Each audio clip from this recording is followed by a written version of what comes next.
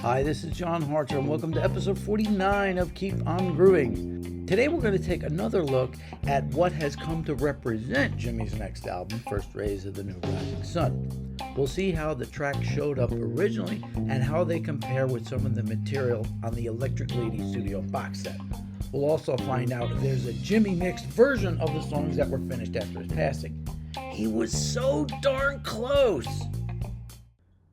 Episode 49, First Rays of the New Rising Sun, Redux.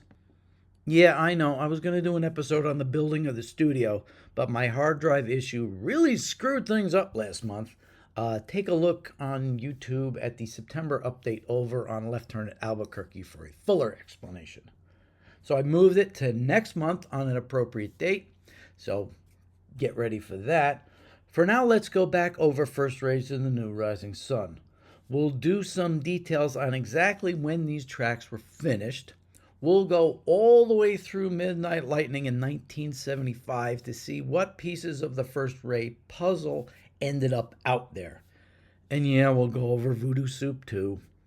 Then we'll do the 1997 album, which is now out there in 3 different forms. The original release, an Atmos mix available for streaming, and the 5.1 mix available on the Blu-ray included with the box set, which also has 3 additional tracks.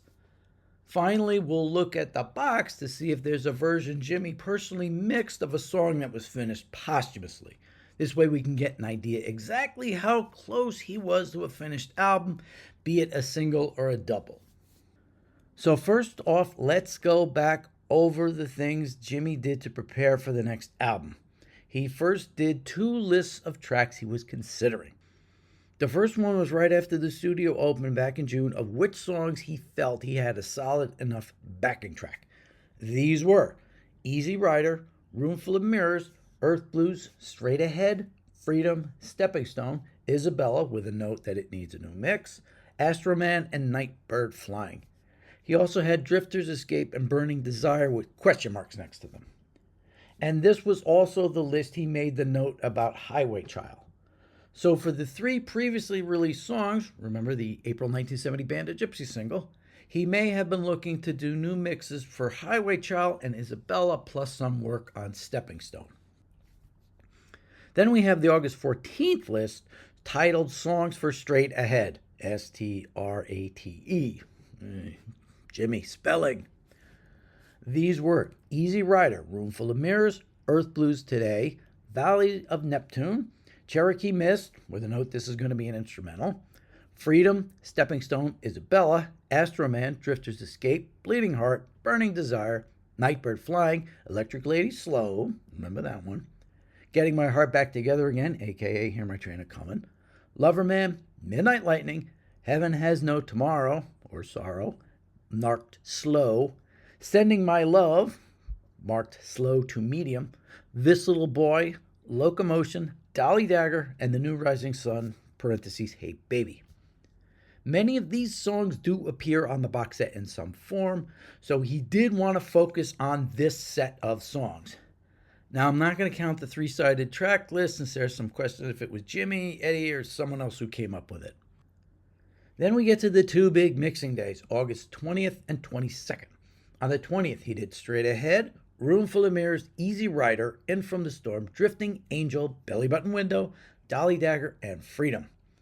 Then on the 22nd, he did Straight Ahead again, Easy Rider, Nightbird Flying, In From the Storm again, Astro Man, Drifter's Escape, Power of Soul, the Bolero Hey Baby medley, Come Down Hard on Me, Bleeding Heart, Message of Love, Midnight Lightning, Beginning, Drifting, and Cherokee Mist, plus he did the demo for Belly Button Window. The 4 songs played at the party on the 26th, Dolly Dagger, Nightbird Flying, Easy Rider, Straight Ahead, got additional mixing work done on the 24th and 25th. So what was likely to have made the next album, basing it on the list Jimmy wrote and what he mixed? Like I mentioned, we'll now do a rundown of the 6 studio albums from 1971 through 1975. Cry of Love, Rainbow Bridge, War Heroes, Loose Ends, Crash Landing, and Midnight Lightning. and see what was on those albums that might have ended up on Jimmy's version. Cry of Love was released on March 5th, 1971, and of all the albums up until First Raise, this was the one most explicit in trying to replicate what a next Jimi Hendrix album could have looked like. And had it come out as originally intended, as our Hoffman Board's pal John Fell often points out, it would have been very close to what would have actually come out at the time, but Dolly Dagger and Roomful of Mirrors got pulled and replaced, one with an important track that should have been on there in the first place. On side one, Freedom was a definite contender for inclusion, if not a given. He'd been working on it most of the year, and that continued up and through the last mixing sessions. The version here was mixed on August 24th by Jimmy and Eddie. They left the woman tone guitar overdub mixed up, possibly to remind them that he needed to redo it. If only he'd just done it then, but... Drifting is next up. This one was definitely still under construction, but at least it was somewhat complete as a basic plus track. The version on the album was mixed on November 20th after Buzzy Linhart came in and overdubbed some vibes, since Jimmy had mentioned he possibly wanted them on the song. And with the glockenspiel on Little Wing and the vibes on an early version of Angel, it wouldn't be that out of line to have included them. Now, would it have made the album in the form it was in? Maybe. We'll see what Jimmy's idea of it in late August was later on. Easy Rider got its final mix on August 22nd after nearly a year's work on it, with its roots going almost back 3 years at that point. This was locked, loaded, and certain to appear on the album. It had made occasional appearances in the setlist in 1970 and was played at the party, so it's practically given it would have been on the next album. Same thing with Nightbird Flying. That got its final mix on August 24th and was set to be the B-side of the next single. Now we come to one of the questionable ones. My Friend was originally recorded back during the early sessions for Electric Ladyland in March 1968 at the Sound Center in New York.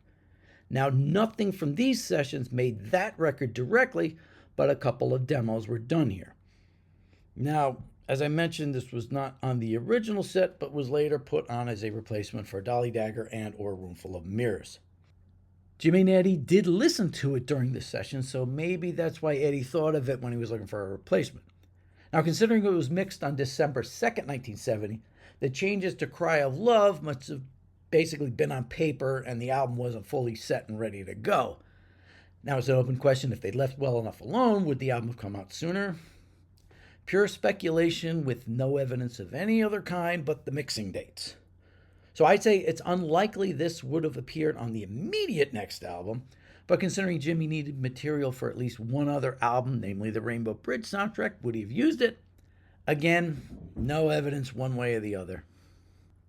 Side 2 kicks off with the other replacement song, Straight Ahead. I've mentioned a bunch of times it should have been on the original track list, but it made it out anyway. This was mixed on August 25th. There's one credit for it that has the 22nd, but Ultimate Hendrix and the New Box have the final done on the 25th. Considering this may have been the title track to one configuration of the album, albeit spelled differently, this was a definite. Now, Astro Man is an interesting case. It had been in development since the Bandit Gypsies days and was recorded a number of times at Electric Lady. It was mixed on the 22nd, which is the version that showed up on Cry of Love. However, when the track list for the Black Gold demo tape showed up, Astro Man was on there too. Does that mean it may have belonged with that song cycle, if it was an actual song cycle? It didn't get played at the party, so maybe Jimmy thought it wasn't done yet. This one's a definite maybe. Angel is up next. Jimmy did a mix of this on the 20th, and considering this was another long gestating song since the Axis era, it was likely it was going to be included. But the track here was finished posthumously with Mitch doing an overdub of his original drum part. So it's likely it would have been included, but maybe not in this form.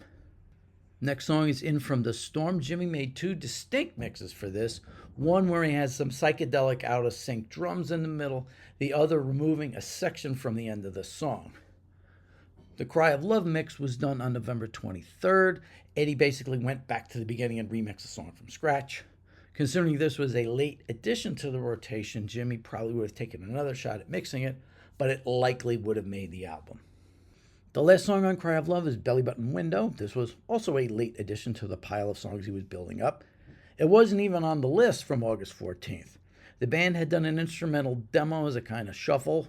Jimmy then went and recorded this on his little 2-track recorder in the studio with a full version with lyrics. He recorded on the 22nd and mixed it on the 24th. Eddie took it as it was and put it on the album. It works well as an ending.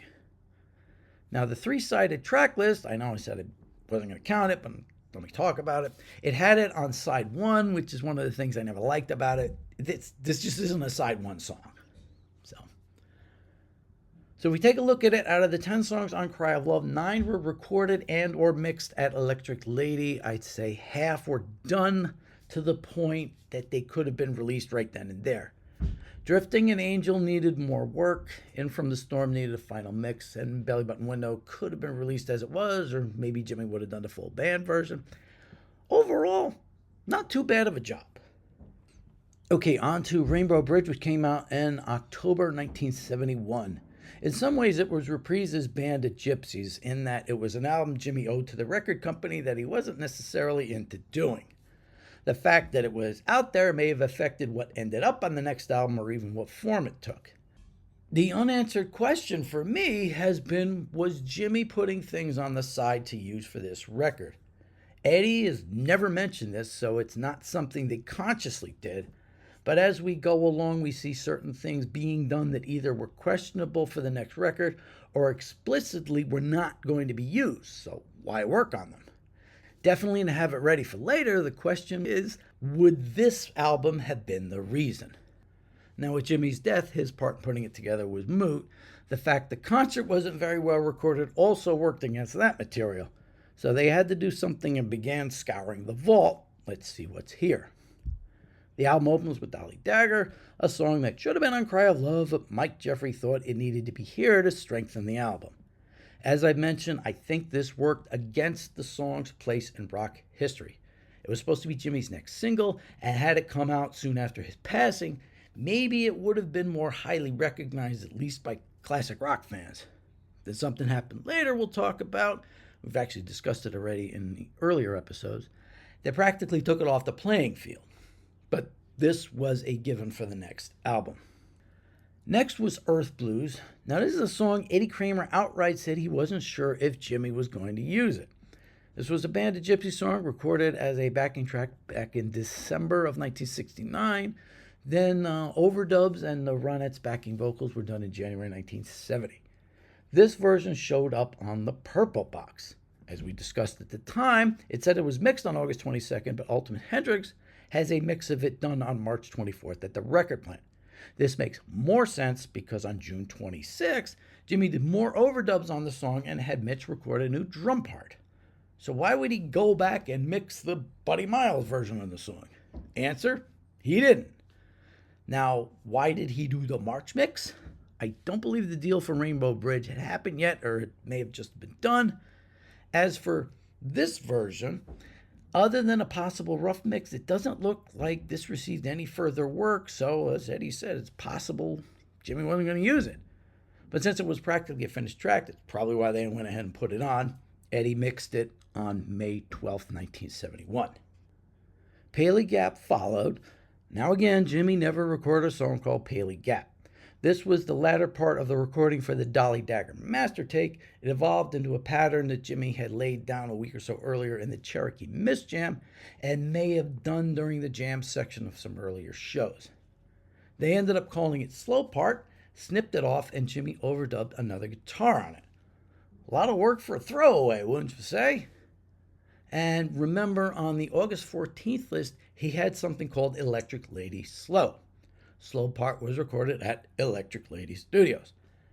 There's nothing specifically said by anyone, but a bunch of people who put the pieces together equate the two. Hey, who's to say it's not? Who's to say it is? So since they needed music for the film, instrumentals always work in movies, so it got picked. Eddie also mixed this on May 12th, so they really started focusing on this album back then. But we'll side this with it was really not in strong contention for the immediate next album. Roomful of Mirrors was next. This began life in the liner notes of Electric Ladyland called The Letter from the Roomful of Mirrors. It came together as a slow jam in February 1969 that was recorded at Olympic and performed at Royal Albert Hall.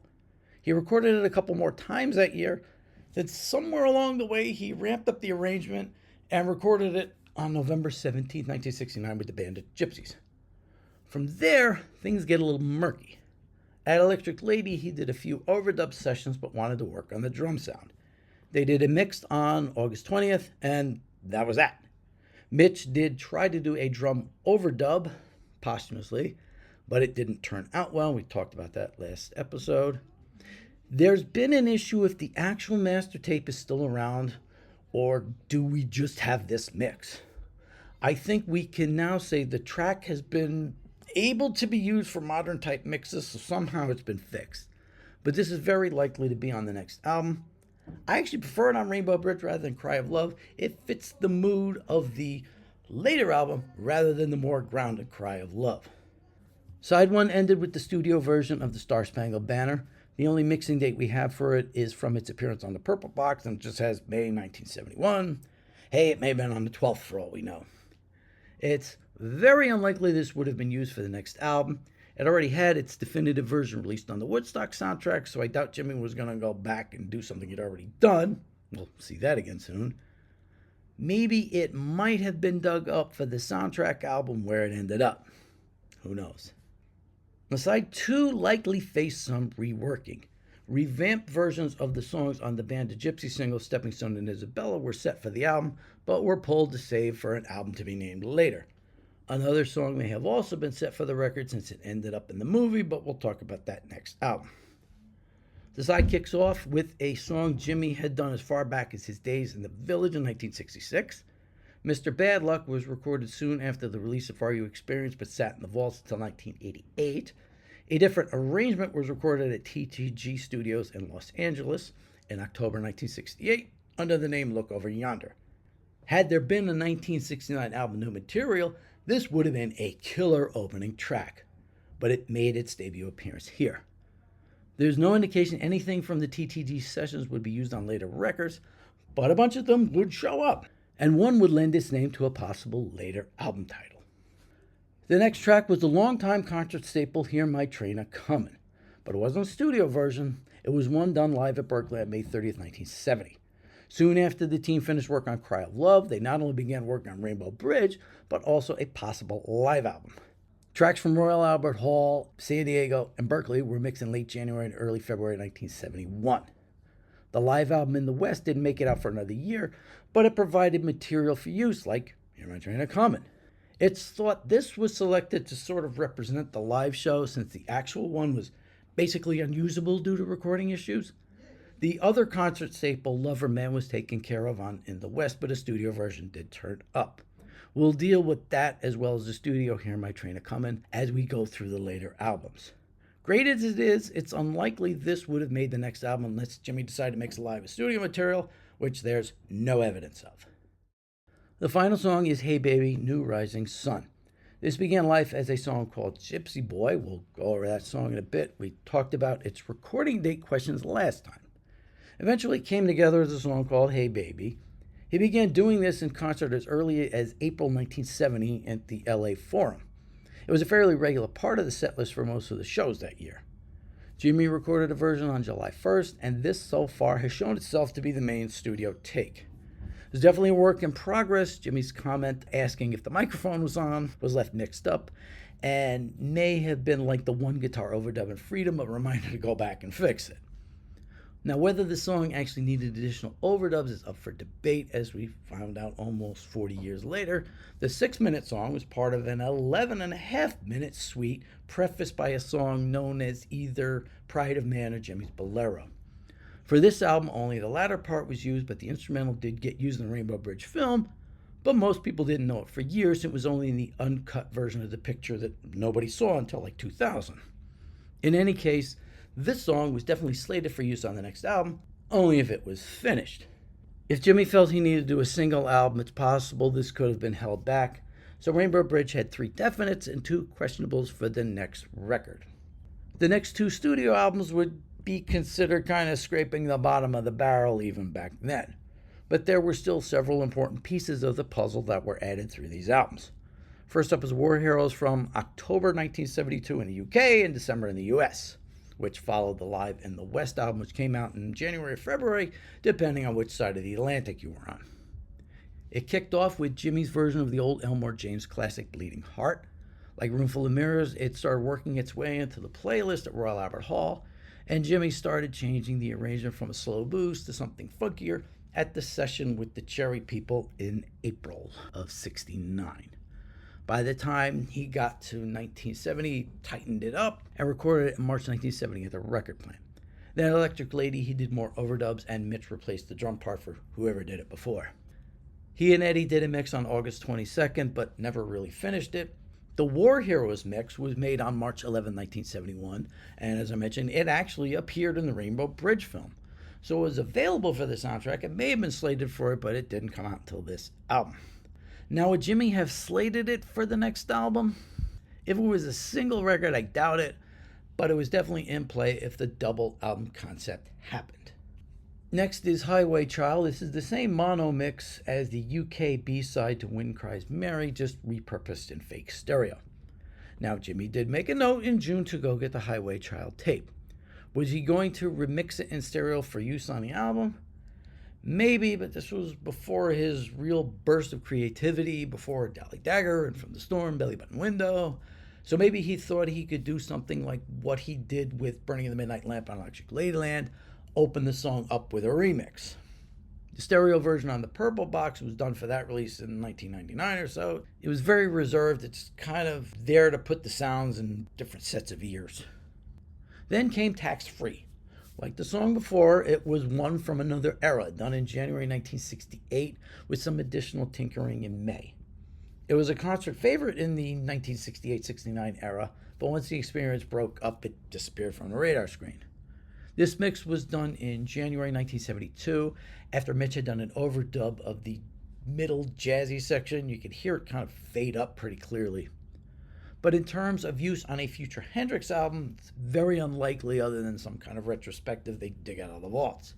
And Peter Gunn Catastrophe? This never would have seen the light of day had Jimmy lived. End of story. This was just the guys fooling around. No need to waste time on a vinyl side with something like this over an actual song. Why they did it here over an actual song, I don't know, but this wasn't going to be on any new album. Side 1 ends with Stepping Stone. This started life as part of the jam at the end of the Woodstock Voodoo Child. It was shaped through the Gypsy Suns and Rainbow sessions before its final arrangement during the band Gypsy sessions in January 1970 after testing it out live at the Fillmore shows. They should have realized the frantic drum part was a little out of hand, but they went ahead and recorded it and put it out as a single in April 1970. That recording was then revamped at Electric Lady with additional guitar overdubs and a new drum part from Mitch that somehow didn't bring the song under control. It made both lists of songs for the next album, but once they did the overdubs, doesn't look like it was worked on any further. This mix was done on December 3rd, 1970, which indicates it may have been in the mix to go on Cry of Love once Dolly and Roomful of Mirrors were off the table. With it being on both lists, it was likely to have made the album in its revised form. Side 2 kicks off with Midnight, a recording from the April 1969 Olmsted studio recordings. Like Tax Free, this wasn't likely to have gotten a second look with all the new material Jimmy was working on. Not sure if it even would have gotten a look for the Rainbow Bridge soundtrack. This version was mixed on January 28, 1972. Would be nice to get a nicely mixed version of the full 8.5-minute track, though they did some nice paring down to get to the core of the song with this. And that phase in the middle, that's pretty cool. Now, I think they did Three Little Bears on the same day. Once again, it's a track from a relatively bygone era, May of 1968. A silly little throwaway track that may have been considered for Electric Ladyland had material like Rainy Day Dream Away not emerged. At this point, it would have been B-side material at best. The last two songs on the album were likely to have been under heavy consideration for the next album. Beginning was the renamed version of Jam Back at the House from Woodstock. The Gypsy Suns and Rainbows band tried to do a studio version of it. We'll talk about that in a bit. During the Electric Lady sessions, Jimmy, Billy, and Mitch went back to this song quite a number of times. They did a decent version on July 1st. This one was mixed by Jimmy and Eddie on August 22nd, but that's still unreleased. This one was mixed on January 24th, 1972, then edited by about a minute and 15 seconds for this record. We did get the full take of that edit on the recent box. Lastly, we have Isabella. It started life at TTG Studios as a different song with this name, then emerged again at Woodstock and the Gypsy Sons and Rainbow sessions at the Hit Factory. During the Band of Gypsy sessions, it was tightened up from 5 or 6 minutes to 3. This take was recorded on January 17, 1970, and ended up on the single with Stepping Stone. At Electric Lady sometime in June, probably around the 26th, it got a new guitar lead from Jimmy. On the list of songs he wrote from that day, it has the note that it needed the new mix, but that new mix wasn't done until January 31st, 1971, likely in preparation for Rainbow Bridge. Then it was pulled for this album. So out of the 9 or 10 tracks, depending if you count Peter Gunn Catastrophe as 1 or 2 tracks, on War Heroes you likely had 2 and as many as 4 songs under consideration, namely all the tracks recorded in 1970. The last of the original albums was Loose Ends, that came out in February 1974, just not in the US. In fact, to this day it's never been released here. But it did put some important pieces into play. The album opens with Come Down Hard on Me. This is one of the songs that was seemingly born at Electric Lady, though it may have had its roots back during the Band of Gypsies era. It didn't make the August 14th list of songs under consideration, but did get mixed on the 22nd. So Jimmy was looking to do something with it. Now, for some reason, producer John Jansen took 2 different takes and mixed those instead of using Jimmy's own mix. Maybe they didn't have it at that point. It wasn't radically different from the earlier mix, so it's just there for comparison. Now, considering it was a pretty compact 3-minute number, it certainly could have been used to pad out a side or something like that. A jam session version of Blue Suede Shoes was next, complete with Jimmy telling Buddy what he wanted the drums to sound like. Like Peter Gunn, this never would have seen the light of day had Jimmy lived. It's a fun little jam that starts wandering off around 3 or 3.5 minutes in. It would just take up space. Same with the next song, Jam 292.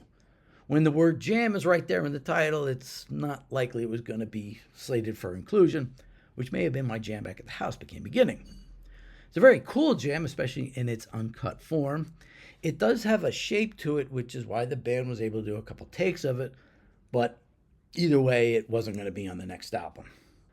The UK B-side, The Stars That Play with Laughing Sam's Dice, was next. I believe the mono version appeared on one of those Warner Brothers Lost Leader albums from the early 70s, but this was a stereo mix that was actually prepared for War Heroes, having been done on January 27, 1972. But Mike Jeffrey, in his foresight, pulled it to save for this album, which he didn't know was going to be an album, maybe to tempt Reprise into taking another album. Didn't work out so well, but Mike was in the great beyond by that point. So it's doubtful Jimmy was ever going to do anything with it as far as putting it on one of his albums over one of his newer songs. I kind of would have liked to have heard his stereo mix of this, though, if he ever got around to doing it. Side 1 ends with the Bob Dylan cover Drifter's Escape. This song was on the John Wesley Harding album, as well as another song Jimmy apparently liked, All on the Watchtower. It's a compact 3-minute number with some really wild guitar work. Jimmy did a couple mixes of this. However, John Jansen chose to do his own for the record, using a cleaner guitar lead compared to the ones Jimmy used in his mix. To be honest, I kind of prefer Jansen's mix. It keeps the song in control. Jimmy's kind of got a little out there. Now, if Hendrix ended up doing a double album, this probably would have made the cut. If he went with a single, this probably would have been held back. Side 2 has 3 songs on it. A demo for Have You Ever Been to Electric Ladyland, a cover of Muddy Waters' Hoochie Coochie Man, and Burning Desire. The last one was the only one that would have been under active consideration for the new album. Thing is, Jimmy really only actively worked on it in December 1969, January 1970. He cut 2 instrumental backing tracks with the Band of Gypsies and performed the song in full at least twice during the Fillmore concert. Another one was cut short. The only other times it was performed was during the rehearsal sessions at Baggies to prepare for the concerts, and they did it at least twice. The version on Loose Ends is the longer of the 2 by about a minute. However, it's missing the pulsing intro that's on almost all the other versions. Now, Burning Desire is what I call either a progressive rock funk song or progressive funk rock. It has multiple parts that speeds up and slows down several times. It's a pretty complex number. The backing track that was on West Coast Seattle Boy is considered the better of the two. And Jimmy had it on both of his lists as having a completed backing track as well as a song for consideration. But he never did a vocal or did anything with Electric Lady at all, it appears. So it wasn't going to be on the single album, it wasn't finished and took up too much space. But if he did his double or even triple album, it certainly would have been under consideration to finish. So from what they put out in the first few years after Jimmy's passing, there were like 20 or 21 songs that would have been under strong consideration for the next album, either in single or double album version. The 11 songs listed in June as having backing tracks all did make it out in some form, but there were still some that needed some unearthing. Some of those were never finished, Burning Desire being the most conspicuous of those, but they were there. And as controversial as they were, both Crash Landing and Midnight Lightning did add some pieces to the puzzle, albeit somewhat altered. On the first album, Message to Love was essentially the same version that Jimmy mixed on August 22nd, but with part of a verse and the ending removed. Somewhere came from the Sound Center sessions in March 1968. It was considered for War Heroes, but Mitch's attempt at a drum overdub didn't work out well. Bob Babbitt and Alan Schwartzberg did great work on the rhythm for this song. It wasn't likely to be used for anything, but the lyrics evolved into Earth Blues, so in some respects, it's there. In a similar way, Crash Landing never advanced beyond the demo stage with the Cherry People, but the lyrical thread ended up going through Freedom and Dolly Dagger. We've already discussed Come Down Hard on Me. The changes Alan introduced didn't improve the song. The original, either Jimmy's or Jance's, was fine as it was. On side 2, Peace in Mississippi was a TTG track that was unlikely to have been used again, though it may have evolved into Midnight or another song we'll talk about in a second. With the Power, aka Power of Soul, was a chopped up version. I don't know why Alan felt the need to edit it this much. The album wasn't even 30 minutes. It could have used at least another minute. Both this and Message to Love were mixed, but they just come out on Bandit Gypsies, so why do it? Jimmy had something in mind, we just don't know what it was. Stone Free, or Stone Free again to differentiate it from the original, would probably not have gotten another look. The original had just come out in the US on Smash Hits, and he'd been doing this arrangement live at places like Berkeley. It might have turned up somewhere along the way, but not likely on the upcoming albums. And Captain Coconut? Well, as it existed, it wouldn't have been used since John Jansen put it together and Eddie immediately put the kibosh on it. The first piece, whatever it is, might have turned up someplace. The Bandit Gypsies MLK jam probably wouldn't have been touched again, and the New Rising Sun instrumental at the end, it likely wouldn't have been used even though it shares its name with a possible album title. I use it as an intro and outro to one version of the album. It actually does fit in pretty well. Now, for Midnight Lightning, Trash Man falls into the same category as Peace in Mississippi and its sister song Midnight, unlikely to have been used. Midnight Lightning itself was a definite contender for the next album, at least what Jimmy intended. Whether or not there was a version he would have found acceptable is another question. This one has its moments, but it's a little rough. Hear My Train a Comin', if Jimmy did want a studio version and the one from Electric Lady wasn't up to snuff, this one was the best of those. This is the one from April 7th, 1969. Gypsy Boy was the first version of Hey Baby, so this one wasn't under consideration, especially with that out-of-tune guitar. Blue Suede Shoes, we just went over, a definite no. Machine Gun was taken care of on Bandit Gypsies, plus this one was very ragged. Interesting, but not what Jimmy probably had in mind. Once I Had a Woman, doubtful it was going to be on the radar screen. Same with the still unreleased Lord I Sing the Blues for You and Me. Maybe on a later album, but not on the next two coming up. And Beginning was redone several times at Electric Lady, so this Gypsy Sons Rainbow version was well past consideration. Remember, at this point, Alan had taken Rainbow Bridge in the West and War Heroes off the market in the US, so it became more difficult for American fans to get a hold of these songs. A grand total of 4 showed up on Essential Hendrix, despite the promises of more songs released later. Now, for completeness' sake, before we get to First Raise, let's do Voodoo Soup. At one point, it was going to be the final word on Jimmy's next album. Thankfully, it wasn't. The album started off with an edited version of the New Rising Sun instrumental. It's only about half of it, but it gave us a real taste of it instead of a little snippet at the end of Captain Coconut. It fades into Belly Button Window. I actually used that on one of my First Raise configurations, but at the end of the album, not the beginning. The mix is basically the same.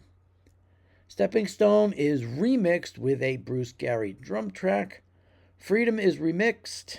Jimmy practically had it locked down. This strips a lot out of it. I don't know why. Angel is a stripped down remix, very similar to the Take 7 one on the box set. So Alan may have been ahead of the curve there. Roomful of Mirrors also has the Bruce Gary drum track. Midnight is 30-second longer, has the second guitar turned up a little bit, and has less psychedelic effects on it. Nightbird Flying isn't all that different from the original. Drifting is also very similar to the Jimmy mix on the box. It has some of the same similar extra effects.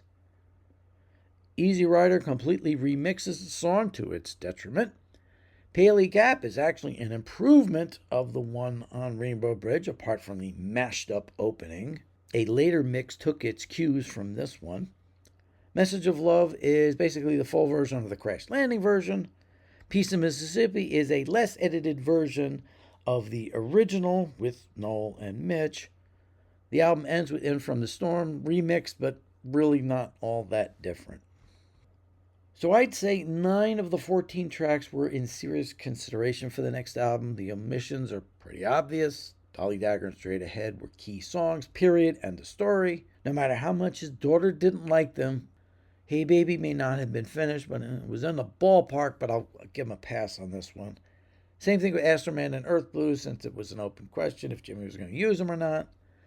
Isabella was another one the young Ms. Douglas didn't care for, but it actually might have done well with the new remix. So between the omissions and the unnecessary remixes, I don't and will not ever count this as a real attempt at presenting the next album. Sorry. If you like it as a collection of Hendrix songs, well, that's fine. Now we're up to 1997, finally an attempt to make a double album out of the material Jimmy recorded in the last year of his life, for the most part, was presented. First Raise of the New Rising Sun came out in April 1997. It actually came out on CD and vinyl, back then not as much of a thing as it was a few years before, and is now. Side 1 was Freedom, Isabella, Nightbird Flying, Angel, and Roomful of Mirrors. Side 2 was Dolly Dagger, Easy Rider, Drifting, and Beginning. Side 3 was Stepping Stone, My Friend, Straight Ahead, and Hey Baby. And Side 4 was Earth Blues, Astroman, In From the Storm, and Belly Button Window. I mentioned in the earlier episode on this that I never really liked the track listing as far as the song order went. Didn't really have a good flow. Isabella and Angel don't belong on side 1. And I believe My Friend was put on just so they could say they reissued Cry of Love, albeit in a distaff fashion. The other problems turned out to be technical. Namely, the sound mastering had some issues. Like a lot of records back then, it was on the loud side. Plus, there was an audible scratch in Freedom, and the beginning of Easy Rider was cut off. A lot of these particular issues were corrected when Sony reissued the title in 2010. Specifically, the vinyl sound was much cleaner. Why it was never used for a CD reissue, you got me. So there it sat for years, though every now and then it appeared to go out of print. The last time it went out was for a good reason. The album was reissued in a new mastering in May of 2024. Of course, on vinyl only. But this was considered a hint that the long-awaited box set may be coming soon. It was sort of a reverse Bandit Gypsy song for Groovy Children situation. That time the box came first, then the new vinyl remaster. But this time the album got an additional version released with it. On the streaming sites, you were able to listen to the album in an Atmos mix. Now, Atmos is kind of a surround sound type of system, at least that's how I understand it. It's not exactly like a 5.1 or something like that. We'll talk about that in a bit. It's described as an immersive experience. So you're not just hearing sounds in other places, it just kind of like envelops you into it. The notoriously digitally averse Neil Young has really dived into this. Many of his albums have Atmos versions.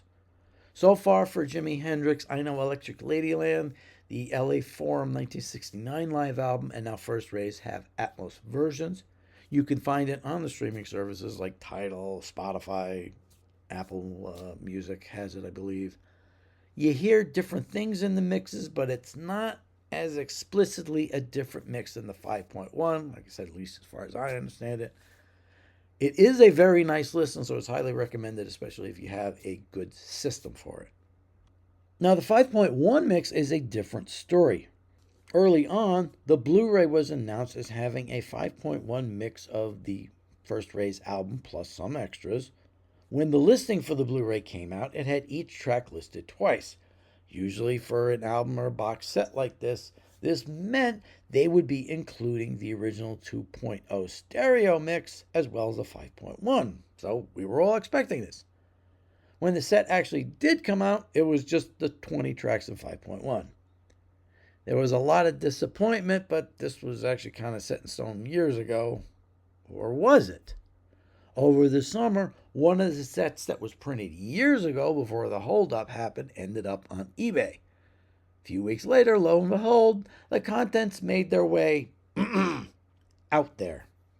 It's going to happen. If it wasn't caught when it was put up, it's inevitable. So when the actual set came out, it turns out there was a bit of a difference, meaning somewhere along the way, something was changed. So we'll go over each of the tracks on the Blu-ray, what I think sounds different, and is there now an alternative more reflective of Jimmy's version of this song. So here's the revised Blu-ray lineup for First Ray. This is arranged into basically 4 album sides of 5 songs each. First is Freedom. The 5.1 does a nice job of keeping the sounds moving all around without overwhelming the sound. Plus, it's always cool when they find some little sounds that were always there but get pulled out so you can hear them better. Now, the mix on Cry of Love was a Jimmy mix, but the alternate from the 20th without the woman tone little guitar lead isn't present, and frankly, the song's fine without it, so I actually consider that my go-to. The piano is more prominent as well, much like the 5.1. Next is Valleys of Neptune, considering this is a Frankenstein version pieced together from the May 1970 backing track and the September 1969 vocals. You'd think they might have tried something a little more expressive. This has an occasional guitar floating around and the drums float around a bit, but nothing crazy. Now, there are only 2 complete versions with vocals that I know of. It's the September 1969 version with Mitch and the demo that's on the box set. If you had to go with an alternate to this Frankenstein, the 1969 version is probably the way to go. The 5.1 mix on Easy Rider does a nice job of trying to stick to Jimmy's mix while expanding it a little. I like the way the instruments come in at the beginning at different parts of the listening plane. They just kind of creep up on you. As far as I'm concerned, Easy Rider is done. You just go with the finished version. Every other one just doesn't quite make the mark. Next is Angel, again on side 1. It's interesting on this one, they don't really separate the 2 different drum parts, but you hear an occasional echo elsewhere. Like you can tell they're not quite the same drums. There's a nice swirl on the cymbals as well. If I were to go with an alternate, even though it was done after Jimmy died, heck, within the last couple of years, I'd go with Take 7 from the box set. It's a complete version without effects and overdubs. Like I said, Alan Douglas almost got this one right on Voodoo Soup. The mixes are very similar. On Isabella, again on side 1, the 5.1 for this just separates things out nicely so you can hear everything. Plus, we get the talking at the end very clearly. Some people like the original Bandit Gypsies mix since it's all Jimmy, but I do prefer the War Heroes, actually Rainbow Bridge, mix for this song. I like the solo guitar sound a little better and the backing vocals are more prominent. Now on to quote-unquote side 2. That begins with Lover Man. The 5.1 has sounds move around a bit. That's what 5.1 is for. The purple box one is just there so we can hear things. It doesn't really do anything with it. Now, as far as we know, Jimmy never did a final-ish mix of this. I don't even know if he even did a rough one. So the 5.1 by default is more imaginative than the plain old straight one from the purple box. So I'd actually default to that one. On Nightbird Flying, the intro seems a little more extended on the 5.1, like by half a second or so. Otherwise, it just opens up Jimmy's mix. It was going to be the B-side of the single. It's finished. You go with this. Now, on My Friend, I just realized I've never given the full band for this song. I always just kind of mentioned it was always something different. Now, Jimmy actually played bass on this before overdubbing his guitars. We also have our old buddy Paul Caruso on harmonica. Ken Pine from the underground band The Fugs plays 12-string guitar. R&B drummer Jimmy Mays is behind the kit on this one. Now, Stephen Stills is there too, but he plays the bit of the piano right there at the beginning. You know my thoughts on this. This really shouldn't be here, but it is. It's up to you if you want to include it. If you do, this mix is really all you have. The 5.1 doesn't really do anything all that different as well, so just stick with the one from Cry of Love. Now, on Dolly Dagger, the 5.1 highlights the scratch guitar right there in the middle, which turns into the lead as the song plays on. Interestingly, it also gets rid of Billy's Give Me Some Love and bass part at the end. But basically, this is Exhibit A for what Jimmy was looking for in his new sound, so you have to go with the regular stereo mix. Now, last song on the quote-unquote side is Paley Gap. It's an open question as to whether this would have been used for something. Considering the overdub work, Jimmy definitely had it in mind for something. The 5.1 utilizes the general sound of the Rainbow Bridge mix, plus some of the additional percussion from the Voodoo Soup one, so actually my default would be the 5.1. It actually includes the ending like Voodoo Soup, which is pretty cool instead of fading out. They didn't have to fade it out that soon. So then on to quote-unquote side 3, and Straight Ahead starts it off. 5.1 is pretty straightforward, pun kind of intended. The guitars float around a little bit more than the regular stereo version. This was another one that was basically finished, but if you wanted to do something different, yet still have Jimmy's touches, you could use the August 22nd mix from the box, but you should probably go with the original release one. That was the last one they did, and that's one they felt had their stamp on it. On Drifting, the backward sounds pop up all around you in a 5.1. It's a very nice effect. The song actually ends rather than fades out. It's kind of like Paley Gap that way. Now, the posthumous version may be closer along the lines to what Jimmy might have wanted for it, but the August 20th mix on the box set has more sounds and plays it out to the end. You could also use the 5.1 for a full mix, but if you're going to keep with Jimmy, the August 20th mix would be the way to go. Now, for beginning, there's not really too much they could do with the 5.1 because basically you just have the three guys playing. There's a little floating guitar near the end. Is really about it. Doesn't really add anything to the regular mix. Since we don't have the August 22nd Jimmy mix, you could go with the longer 1972 mix from the box or the shorter one from War Heroes, depending on how much time you're allocating on album sides. On the other hand, Stepping Stone has a lot of overdubs to play with, so it's a bit more interesting. The guitar and bass interaction is a lot more concentrated, so it's cool to hear that. It's not clear if Jimmy was happy with the June 26 overdub sessions, since it doesn't look like anything was done with them after that. Jimmy did think of it as available, but he had two versions to choose from. Personally, I'd go with the original Buddy Miles drum version, but the other one is acceptable as well. It just depends on how it fits into the tracks around it. And then the side ends with Hey Baby. This is kind of like beginning with just a few instruments involved. The 5.1 doesn't really do too much.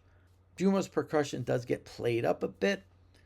Now, this song now has a number of different choices, all of the same recording. You can go with the original Rainbow Bridge version, the 5.1 mix of that song, Jimmy's mix of the full 11.5 minutes with Pride of Man Bolero in front, or the later mix from West Coast Seattle Boy. Depending on what I was looking to do, I default to the Rainbow Bridge version or the Jimmy mix of the medley. And for side 4, it kicks off with Earth Blues. The 5.1 is sort of the opposite of the stripped down mix from the box. The guitars fly around on this one like they're bees in a hive. Now that we've settled the Banded Gypsies mix question, at least to my satisfaction, I'd go with the posthumous mix of the Mitch version. Now, interestingly, if I were to do the triple album version, People, Hell, and Angels, I would use a version of Somewhere, the People, Hell, and Angels version of Earth Blues as Earth Blues, and then the Mitch version as Earth Blues Today, just to differentiate it all. Now, and then from the Storm, the solo guitar does the flying around bit, and I thought they'd do a bit more with Emeretta Mark's vocals, but she kind of stays locked over on the left-hand side. There is a nice little bit of low hum feedback towards the end. I don't think that's in the stereo mix. Now, as I mentioned, Jimmy's 2 mixes for this have issues for me. The West Coast Seattle Boy one has those out-of-sync drums in the middle, which I don't think work. And the new one on the box has the edit, which also doesn't work. It just makes the song too short. So I'd either go with Eddie's posthumous mix, or I would use my mix of the 2, making a complete version without the crazy drums, but it's all Jimmy. Now, on Room Full of Mirrors, oh, what a mess this is. Listening to the 5.1 on the box, it's the original Rainbow Bridge mix from August 20th.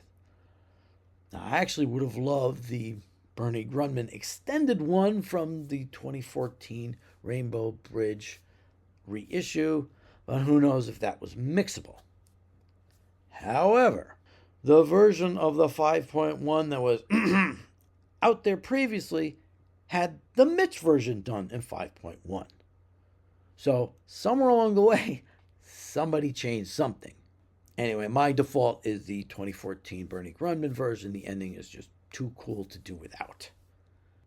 Now on Astro Man, is there a sharp edit right there at the beginning? I mean, it's pretty abrupt. You don't hear that in the stereo version.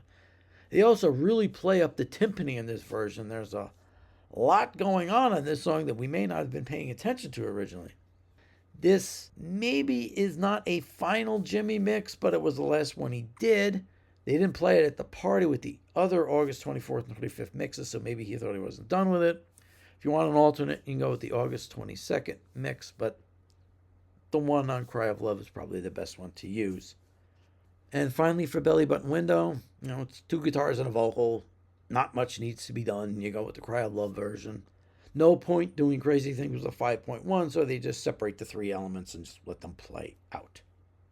So now, if I had to make a first raise of the New Rising Sun for general release, I'd basically stick to the tracks that were released in that first wave of albums back in the Mike Jeffrey era. So I'll break it out on 4 sides. Side 1, I do Dolly Dagger, Nightbird Flying, Paley Gap, Room Full of Bears, and Freedom. On side 2, I do Easy Rider, Drifting, Astro Man, Drifter's Escape, and Straight Ahead. For side 3, I do Stepping Stone, Come Down Hard on Me, Beginning, and From the Storm and Angel. And on side 4, Earth Blues, Isabella, Bolero, Hey Baby, and Belly Button Window. Bolero is the only one that's not the original era. Doing it this way breaks up the similar sounding songs. It gives a number of instrumental breaks and has a good flow to it. Only issue in the modern day, it's almost 84 minutes long, so it would have to be on 2 CDs. If I had to cut back to 18 tracks to make it fit on one, the loose end numbers would probably miss a cut. Now, this is something Alan Douglas could have done himself. Everything except Bolero was out, and that you could replace with Bleeding Heart. Then again, Experienced Hendrix could have done this too. But they did what they did for their reasons at the time. Nowadays, we can add in anything we want on our own. You can toss in some live versions to mix things up. That'll cover Loverman, Hear My Train A-Comin', and Burning Desire. We've even got Midnight Lightning now, as well as something approximating Valleys of Neptune and Sending My Love. There's a lot of toys to play with, so have at it to your heart's content. There are no wrong answers, except Voodoo Soup. Now, next month we'll have 2 episodes. Sometime around the weekend before Christmas, we'll have the return of our annual holiday special. Not sure what form it'll take this year, but it'll be there. Then before the year is out, we'll have the episode about the building of the Electric Lady Studios. We'll touch on the documentary, and there may be something else special about it and when it'll show up. So we have that to look forward to.